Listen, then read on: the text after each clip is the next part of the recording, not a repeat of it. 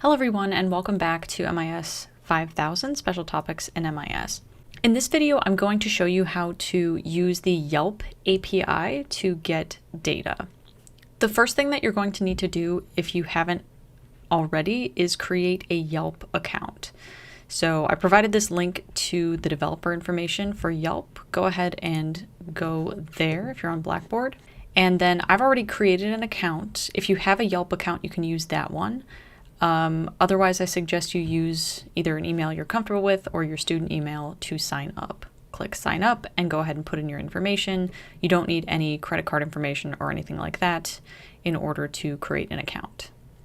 Okay, so once you have created a Yelp account, you will have to first verify it through your email and before you can create an app. So go ahead and make your Yelp account if you don't have one already.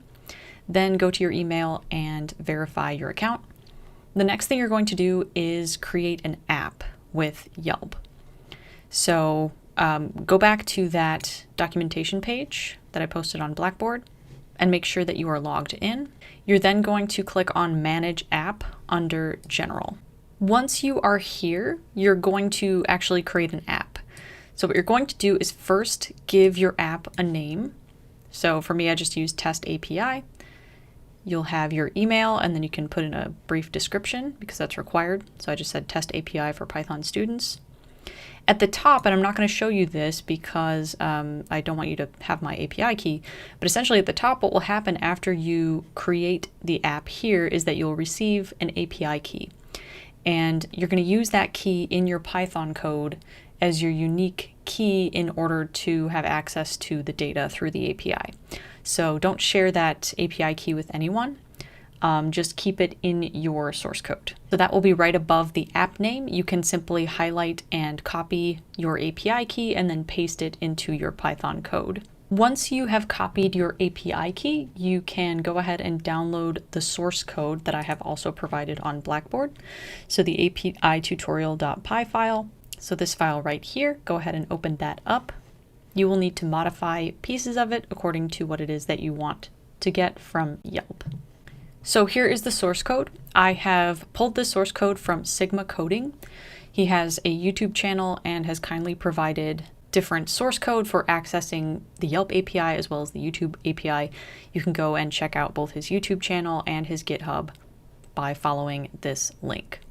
That being said, I've modified his code slightly for our use. So at the top, and you've already got this, but you'll see we have to import requests. This is a module that will help us actually pull from using the API, as well as JSON. So the JSON module allows us to gather the data in the JSON format, and I'll show you what that looks like after we run this code. You can feel free to change this business ID. I've used the one that was already provided by Sigma Coding. The next thing you're going to need to do is you're going to need to copy that API key that you have from the Yelp page and paste it in between these two quotes. So make sure that you put your API key in there. That will be what allows you to have access to the Yelp data. The endpoint will be this URL here, and the headers will include your API key, which we've defined as a variable here. So this next section is where you're going to put your parameters for your query. So I want to see results that have the word dog that are in the Chicago area within this radius and only pull 50 results at a time. If you take a look at the documentation on the Yelp page, you can see how you can change those parameters. So for example, if I go under search businesses, you see the request URL that I need to include. That is what we have included. If I wanted to say pull reviews specifically, I would need to use the following URL and of course put the business ID in there. If we go back to search, you see that you can use any of these parameters in those curly braces. The maximum limit is in fact 50. You can also filter by price. We have narrowed our search to 1,000 meters, so using that radius. So you can play around with those parameters by simply adding the name of the parameter and then the criteria on the right. So for example, we have the term dog, so we have the string term on the left and then the string dog on the right. For the number of results, we have indicated the limit should be 50. And since that's an integer, it doesn't have to be included in quotes. If you want to pull reviews specifically, again, you're going to have to change the endpoint to be this URL and include the business ID. So this will allow you to pull reviews from a specific business. And if you read the documentation, so this endpoint returns up to 3 review excerpts for a given business ordered by Yelp's default sort order. The next thing we will do is use our modules to convert the JSON string into readable text. You then have a couple of options. You can simply print the response, so dump it to the console, or what I recommend is you can also write the response to a file. We went over reading and writing files in one of the previous modules. So feel free, you'll have to take a look at where your current working directory is and see where you would like to save it. So this is also a string that can be modified according to what you would like. I've opened this new file that I've called yelpresults.txt. I've written the JSON dump to it and indicated what I would like the indent to be. So you can see that it is going to write that business data that we pulled and then simply closing the file. So we're not going to go into any analysis in this video. This is simply how do I connect to Yelp using the API and get data from it. So again, things you can play around with. You can change this endpoint according to the different options on the Yelp site.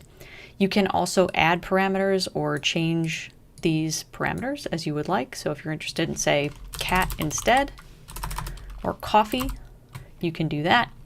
And of course, you'll need to remember to put your API key in quotes from the Yelp page.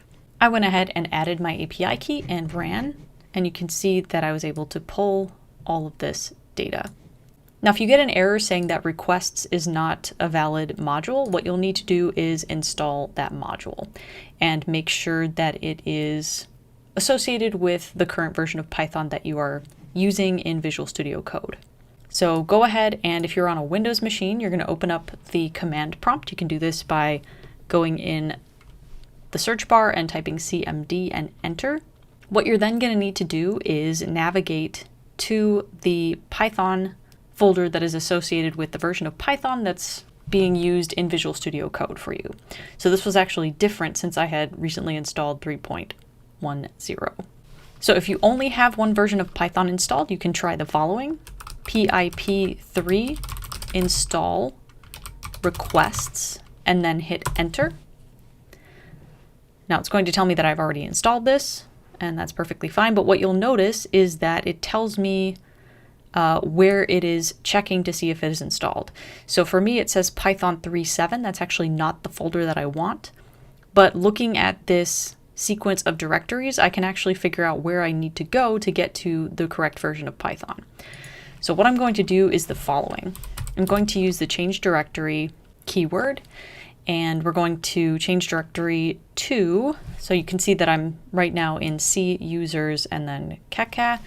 So we'll change directory. I'm going to go up to app data. I'm going to add a slash local slash programs.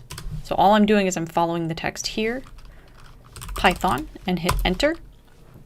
I'm then going to type dir and enter in order to see what folders are there.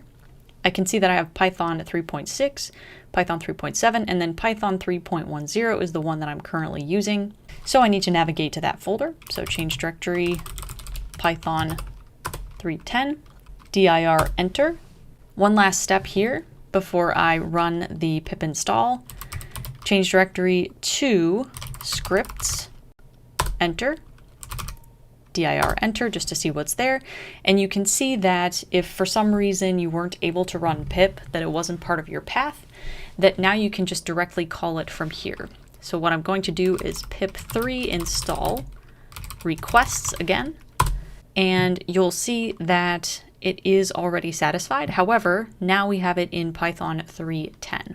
So again, you only need to do this if for some reason requests was not available to you in Visual Studio Code. So again, you'll have to use the command line, or if you're on a Mac, you'll need to use the terminal. And instead of dir, you will use ls. Change directory will work the same way. Navigate to the scripts folder. You can do this by simply first running pip install requests, and if it takes you to the wrong spot, use change directory to get to the correct spot, and then run pip install or in this case, pip3 install requests from there. If you need any assistance with this, please let me know. So at this point, you have the source code. You'll need to create a Yelp account in order to get your API key. You can change parameters as you would like, and then you may need to install requests as well. So if you have any issues with that part or anything else, please let me know.